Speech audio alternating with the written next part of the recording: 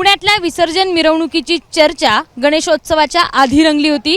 कोण किती वाजता जाणार, कोण किती वाजता विसर्जन करणार यावर मोठा वाद बघायला मिळाला। गणेश मंडळ आणि बाजूची सगळी बाहेरची जी मंडळ होती त्यांच्यामध्ये हा वाद होता।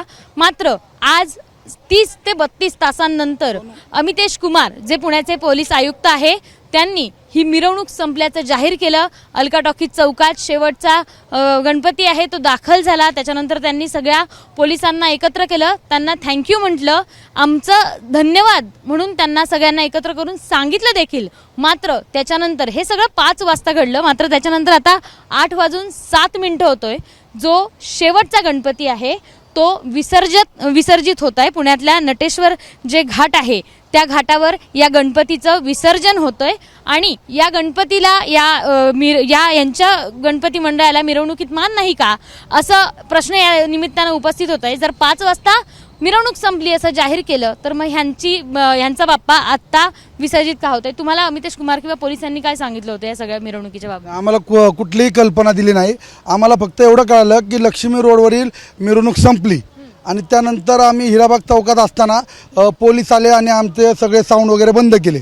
म्हणजे दरवर्षीप्रमाणे लक्ष्मी रोड हाच पुण्यातला मुख्य मिरवणूक समजली जाते आणि टिळक रोड जी मंडळ आहे त्या मंडळाला असं महत्त्व नाही आहे असं कुठंतरी कळते की आणि त्याच्यानंतर म्हणजे बंद केला आणि पुढं या असं सांगितलं आणि त्यानंतर आता आम्ही या ठिकाणी आलेलो आहे। पोलिसांनी हे सगळं सांगितलं, आता तेव्हा तर 5 वाजता संपलं म्हणून जाहीर केलं होतं नाही, आम्हाला ते सांगितलं नाही की 5 वाजता संपलं म्हणून, फक्त साऊंड वगैरे बंद केले आणि तुम्ही चला आता साऊंड वगैरे बंद करून झालं।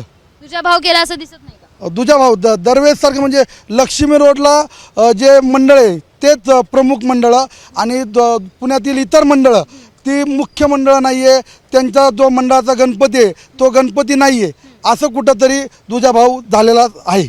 दरवर्षी तुम्ही अलका टॉकीज चौकातनं येता आणि इथे येऊन विसर्जन करता, त्याच्यानंतर सगळं पोलीस एकमागे एक लागतात, अलका टॉकीज चौकात ते सगळं जाहीर होतं। यावर्षी तसं काहीच झालं नाही, तुम्ही 8:30 वाजता इथे येतात। हो, दरवर्षी अलका चौकात सर्व पोलीस बंदोबस्त असतो, तिथं सांगतात की आता हा शेवटचा गणपती आहे, झाला आहे विसर्जन आणि त्याच्यानंतर मग तिथं आरती वगैरे आयुक्त साहेब असतील, DCP साहेब असतील जे म्हणजे त्यावेळेस उपस्थित असतील त्यांच्या हस्ते मंडळाची आरती होती आणि त्यानंतर ते म्हणतात की चला आता। आणि यावर्षी तसं काहीच झालं नाही, म्हणजे आम्ही आमच्याच हाताने मंडळाची आरती केली आणि आता विसर्जन करायला आलेली।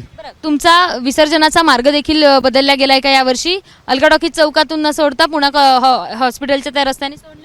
नाही, आमचा मार्ग जो म्हणजे आता जंगली महाराज रोडने आम्हाला वर यायचं असतं तर आम्हाला FC रोडने वरती आणून गुडलक चौकातनं इथं आणलेले, खाली आणलेले।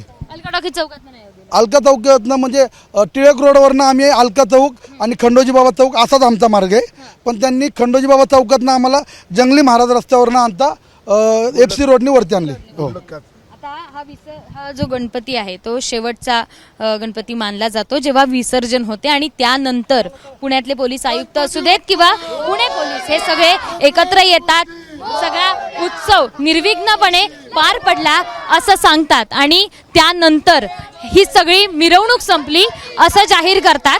आज जर आपण बघितलं असं काही झालेलं दिसलं नाहीये, कारण 5:07 किंवा 5:10 पुणे पोलीस आयुक्त अमितेश कुमार यांनी त्या ठिकाणी येऊन पत्रकार परिषद घेतली, त्यानंतर संपूर्ण पोलिसांना एकत्र केलं आणि जाहीर केलं की यंदाची म्हणजेच 2025ची गणपतीची विसर्जन मिरवणूक होती ती संपली।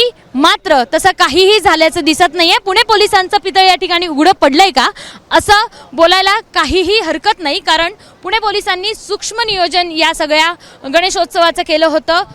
प्रत्येकाला वेळ सांगितली होती, त्या वेळेनुसार काल मानाचे 5 गणपती गेले, मात्र बाकी गणपतींचं काय झालं ते आपण इथे बघतोय। एवढंच नाही तर ही मिरवणूक आहे ती पुणे पोलिसांनी गुंडाळली का हे देखील पाहणं किंवा असंही म्हणायला हरकत नाहीये, कारण जर 5 वाजता पत्रकार परिषद झाली, जर 5 वाजता सगळ्या पोलिसांना एकत्र केलं तर मग हा शेवटचा जो गणपती आहे अमरज्योत तरुण मंडळ ते मंडळ जे आहे ते आत्ता विसर्जित होतं।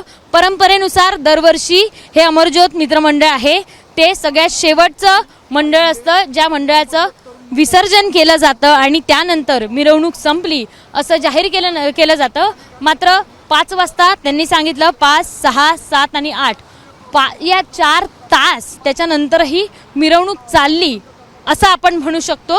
कारण त्याच्यानंतरही पुण्यातल्या टिळक रस्त्यावर मोठ्या प्रमाणात गणपती मंडळांच्या रांगा लागल्या होत्या. साधारण 13-14 गणपती या टिळक रोडवर एकामागे एक लागले होते आणि त्यांना DJ त्यावेळी बंद करायला लावले.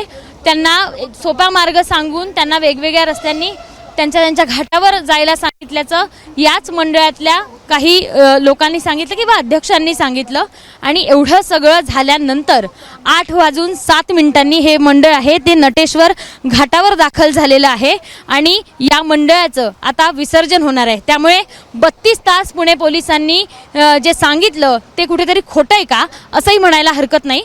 कारण जर 32 तास त्यांनी जाहीर केलं तर 32 तासानंतर 33, 34, 35, 36 साधारण 37 तासांनी ही मिरवणूक संपली असं आपण म्हणू शकतो. कारण हा गणपती आहे अजून विसर्जित व्हायचा आहे. इथून पुढे 5 मिनिटांनी म्हणजेच 8 वाजून साधारण 10 ते 15 मिनिटांनी ही विसर्जन मिरवणूक संपली असं जाहीर करू शकतो. एकूण 37 ते 38 तास पुण्यातली ही मिरवणूक चालली असंही म्हणायला आता हरकत नाहीये. कॅमेरामॅन अमोल गवाळेसह शिवानी पांढरे, ABP माझा, पुणे.